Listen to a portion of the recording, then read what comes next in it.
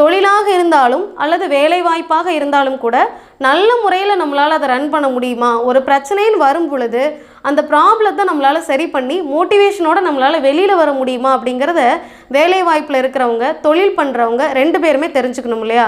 அப்போது இதுக்கு எந்த பாவகத்தை பார்க்கணும் அப்படின்னு நம்ம பார்க்கும் பொழுது லக்னம் நல்ல முறையில் இருக்கா அப்படிங்கிறத பார்க்கணும். உங்களுடைய சுய ஜாதகத்தில், ஜனன ஜாதகத்தில் இருக்கக்கூடிய அந்த லக்னம், லக்னாதிபதி எந்த முறையில் நம்மளுடைய ஜாதகத்தில் அமைஞ்சிருக்காங்க அப்படிங்கிறத நம்ம செக் பண்ணிக்கணும்.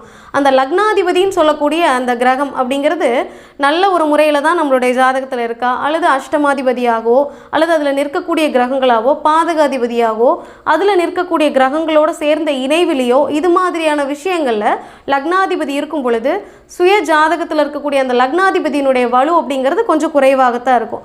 அப்போ இது மாதிரி பொசிஷனில் நம்மளுடைய லக்னாதிபதி இருக்கா, அல்லது இந்த பிரச்சனைகள் எது வந்தாலும் வேலை வாய்ப்புலையோ அல்லது தொழில் முறையிலையோ வரும் பொழுது இதை சமாளிக்கக்கூடிய அளவுக்கு நம்மளுக்கு திறன் இருக்கா அப்படிங்கிறத நம்ம கண்டிப்பாக தெரிஞ்சுக்கணும்.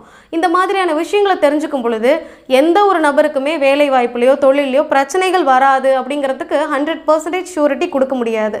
அப்போ இந்த மாதிரியான பிரச்சனைகள் வரும் பொழுது லக்னாதிபதி ஸ்ட்ராங்காக இருந்தால் அல்லது நல்ல ஒரு தசாபுத்தியாக இருக்கும் பொழுது அந்த பிரச்சனைகளிலிருந்து வெளிவருவதற்கான வாய்ப்புகள் அப்படிங்கிறது நமக்கு கிடைக்கும். அப்போ நம்மளுடைய லக்னாதிபதி எந்த பொசிஷனில் இருக்காங்க, நல்ல முறையில் தான் அந்த கிரகம் இருக்கா அப்படிங்கிறத நம்ம கட்டாயமாக தெரிஞ்சுக்கணும். இது லக்னத்தை பொறுத்த வரைக்கும், அதாவது வேலை வாய்ப்போ அல்லது தொழில் முறையோ எதுவாக இருந்தாலும் லக்னாதிபதியை பொறுத்த வரைக்கும் நம்ம தெரிஞ்சுக்கணும்.